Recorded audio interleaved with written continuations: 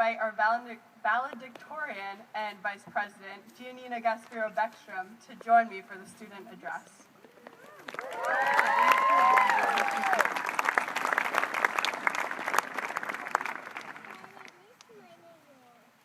All right, and I forgot, I'm sorry. I would also like to introduce the school board chair, Joe Wainwright. All right. So, the internet told us that a good way to start a speech is with a joke. So, we have a knock-knock joke for you. Emily Stockwell told it first to us. It's really good, but you guys have to start it, all right? Okay, go. Knock, knock. Who's there?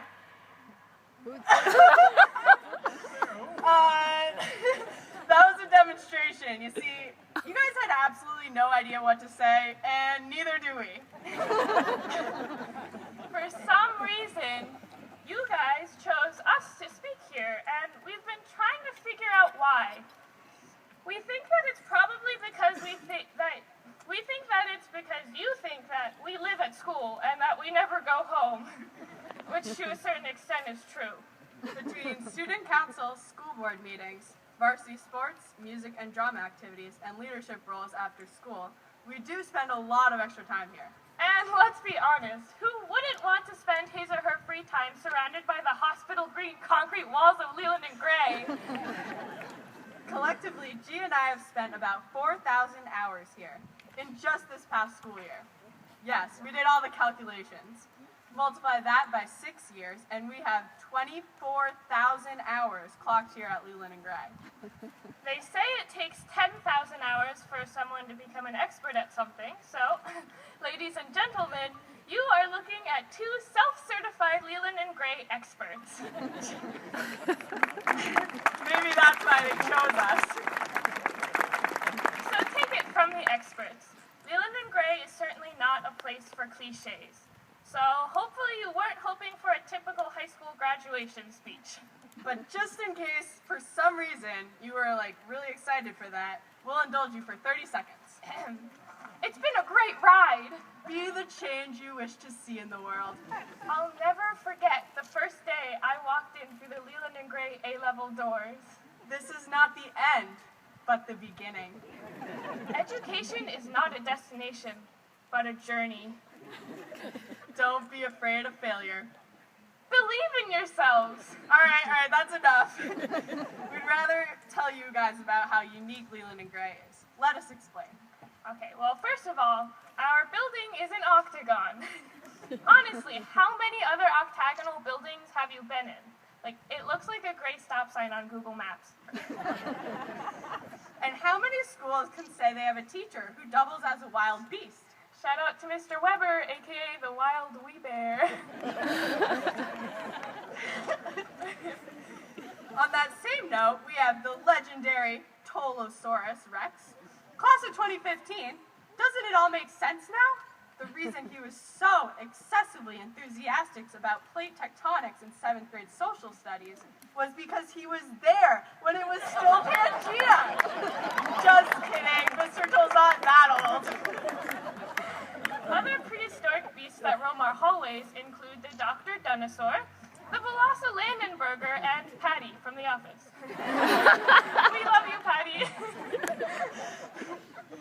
And we also have the kindest, smiliest, and baldest math teacher named Mr. Barton. But beware, on certain fall afternoons, he transforms into Coach Barton, who is not as kind, not as smiley, but just as bald.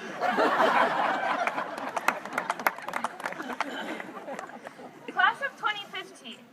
Do you remember 6 years ago when we were first sent off to the big kid school? When we still wore as many clashing patterns as possible? With Crocs? And when your level of cool was determined by the number of silly bracelets you had? Parents and family members, if you're having a hard time relating to our 7th grade throwbacks, we have some facts that might give you perspective on how far we've come. Most of us were born in 1997, the same year Google was born, We have never known a world without Google. Also in 1997, Mike Tyson bit Evander Holyfield's ear off. And Titanic, Jurassic Park 2, and Good Will Hunting came out. Gas was about $1.19 per gallon. The popular Beanie Babies took America's children by storm. And digital cameras and DVD players were first hitting the market. Do you feel old yet? Anyway, back to our own reminiscing. We went on lots of fun field trips in middle school, and no matter where we went, it seemed like someone always got lost. There was a group of us who got lost on our hike up Mount Monadnock.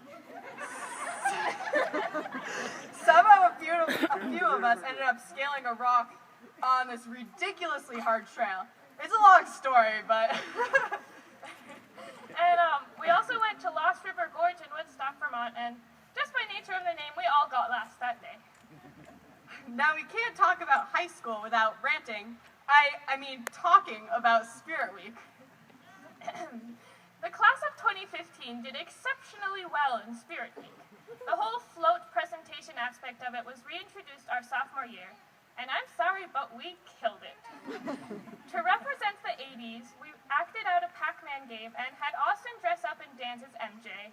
Obviously, we got first place, and thus our legacy was born. Expectations were high the next year. We were officially upperclassmen, and the world was waiting to see how we would represent Ireland. Well, we had a rolling castle, Andy as St. Patrick. We had historically accurate demonstrations about bears and snakes and colors and all this great stuff.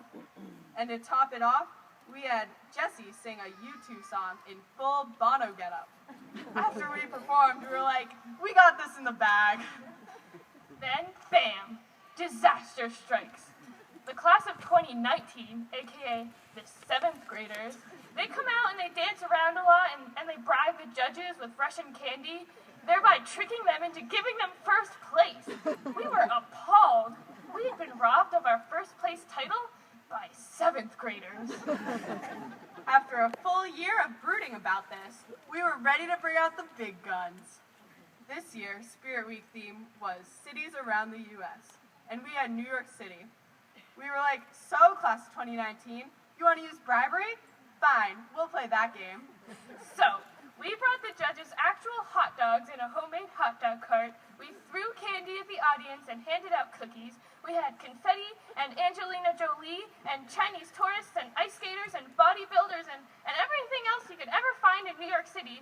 And to top it all off, we had Jesse, dressed up as Frank Sinatra, serenade the judges with New York, New York. And of course, we won! We were like, teach you not to mess with us, class of 2019. But now that we're graduating, we actually wish you guys and all the other classes luck.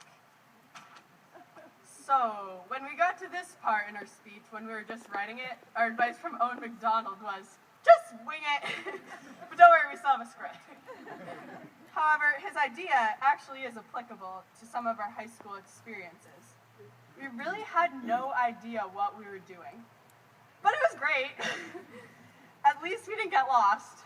Our hallways are actually a circle, so it would be pretty sad if we got lost. Once, MT and I winged it in the name of the greatest Mexican grill chain the world will ever know, Chipotle. MT had found out that I had never eaten at Chipotle, so one day we got up and drove over an hour to get there, naturally. There may or may not have been a major snowstorm coming. There was a major snowstorm coming, but it's okay, because we survived and we got Chipotle. That was the day I lost my Chipotle virginity. Best day of my life. Along the way, we stopped at Barnes & Noble and found, among other books, one called If You Give a Mouse an iPhone. Times have changed, parents. We also found Twitter for Dummies and actually considered buying it for Miss L. She thought it was called Tweeter. So we don't really know what else to say about high school. We could talk about the time you fell asleep in AP US History. What time? No, Or not.